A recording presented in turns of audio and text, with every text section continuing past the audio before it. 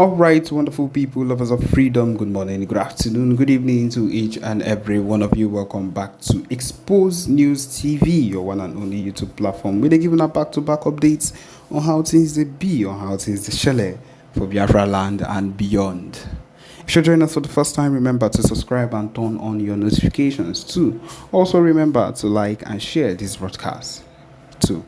All right, the Nigerian military currently arresting Southeast residents detains outrageous number of Igbos in Niger State's Wawa barracks. This is coming from Barrister Ejiofor. Yes, my people, if this particular talk was coming from the PM Simon Ekpa Njoko, people would come out and say that is always the normal talk of the PM, and we know even at this point that even the Barrister Ejiofor at this point is not in good terms, or PNFI is not even happy with everything that is going on with that concerns Barrister Ejiofor, and he's coming out to say this. What does this say about this particular news that is coming out at the moment? Yes, so that you would not claim or say that it's just normal talk just to push the agenda of the Biafra movement. Ejiofor said that the enforced disappearance in the southeast region of Nigeria has become a harrowing crisis that politicians in the region, especially those who are currently campaigning for elections in 2027, have continued to willfully ignore. Barrister Ejiofor, human rights activist, has raised the alarm over the rising incidents of abductions and enforced disappearances of the Southeast residents, allegedly by the Nigerian security forces, the ZOO security forces. Ejiofor said that enforced disappearance in Southeast region of Nigeria has become a harrowing crisis that politicians in the region, especially those who are currently campaigning for elections in 2027, have continued to willfully ignore. He lamented that hundreds of Southeast elderly parents, young men and women are allegedly regularly taken by Nigerian security forces, disappearing without a trace, noting that the relatives of the victims could no longer determine the status or whereabouts or whether they were still alive. Ejiofor said that Ejiofor commented in a recent publication that he has raised this alarm over the shocking number of our people being abducted daily by state actors under the guise of combating rising insecurity in the southeast, when actually the people that should be looked into concerning this rising insecurity is the north, as a whole lot of things keep happening out their area. But then what they are more concerned about is the Biafra movement, and that is why they send their people instead of to protect themselves from whatever it is they are facing there, which we all know that it's actually government people that are sponsoring those people that are terrorizing them. Of course, what they have decided to do is to send these same people to us here to come and kill and abduct people that would help the cause of the movement. Hundreds of our elderly parents, brothers, and sisters are regularly taken by Nigerian security forces, disappearing without a trace. Our concern deepens with the increasing number of distress calls we receive daily from the families of some of these victims of enforced disappearance. It is especially troubling that the relatives of these victims can no longer determine their status, whereabouts, or even whether they are still alive. The reason for their arrest remains unknown because there is no reason, no just cause for arresting these people, further compounding the agony for their families. Unfortunately, this alarming trend has not been met with the deserving public outcry and condemnation, particularly from those who claim to represent us in high political offices. Instead, a fraction of these officials, seemingly absorbed by the privileges of their position, are preoccupied with the preparation for the upcoming election. Now that the Amnesty International has stepped into to corroborate our concerns about these secret abductions and forced disappearances, we call on our political leaders across all levels to denounce the state actors responsible for this crime against humanity and demand an end to these grave infractions. Of course, these people are not concerned because they don't want to get themselves involved or get killed or won by the people that are actually involved in the abductions. They are scared of them. The leaders are scared of them. They sound what they only are interested in is the money and the positions they would get from when anything works out well for them. He says here that we have also suggested in our various discussions that security agents have the capacity to identify their targets and apprehend the actual threats, yet they continue to target ostensibly innocent and harmless citizens, which is the truth. According to him, these innocent individuals are then transported to unknown locations where they may be either killed or indefinitely detained without any trace.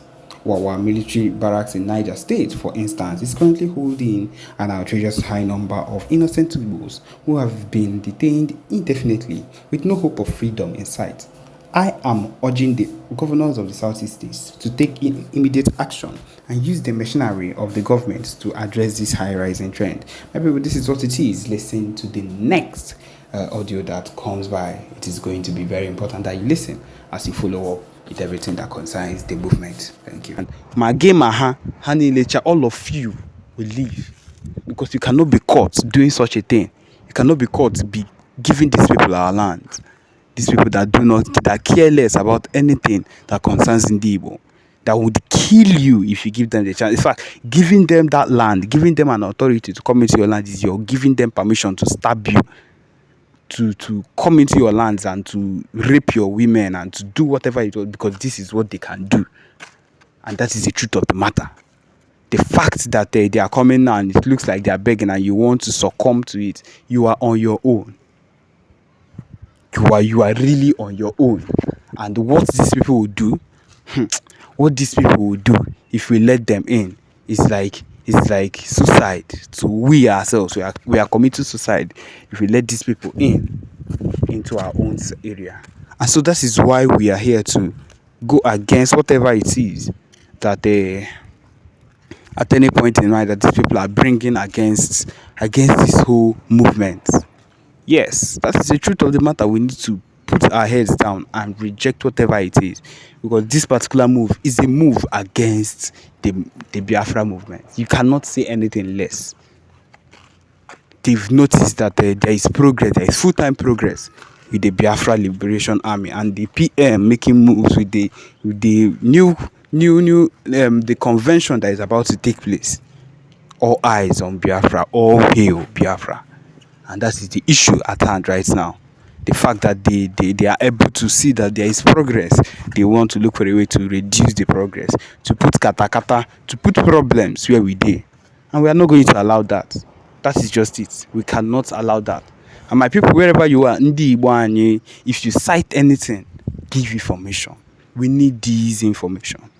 Information is power. And so they talk. Information is power. So far as we know about something that is happening in your area that looks like it's a secret, let us know. Let us know. Just let us know, and we'll be able to do something about it. It will get to PM Simon Ekpa, and something will be done about it. It is no joke. Nothing we do here is a joke. No information we ask for here is taken as a joke. If you're giving us legit information, then the information will be taken seriously and we will be acted upon. And that is what is expected of everyone. So if you see something, say something. Say something to the expected means, to the expected channels which have been given to you, so that things would actually happen the way it should. Things will actually take place the way it should, and not the way any other person wants it to. And that is the reason we need to be one. You see, this particular information dissemination is a reason why we need to be one. Because if we are not united in this movement, if we are not united in the way that we are supposed to coordinate ourselves and do things on our own, do things the way they are supposed to do, then do things the way it's supposed to be, then we cannot move forward. And that is the truth of the matter. We cannot move forward. We need to do things. We need to do things the way they should be, so that things will end up exactly how we want them to. We are Igbo fighting for our rights. This thing we are fighting for is not something that we woke up one morning and decided to fight for. It's a lie. We are fighting for something that is ours. It is our birthright, and we know that this is what we need. And so we need to keep fighting for it. Anytime, any day, we need to fight for it, because that is what we deserve. We deserve their freedom. We deserve everything we are holding there. We hold there. We deserve it, and we'll get it so long as we ourselves do our own part by walking along and doing the necessary things that is expected of us. And so, yes, my people, this is where we've come to the end of this particular podcast. Thank you for joining us. Remember to subscribe and turn on your notifications too. Thank you.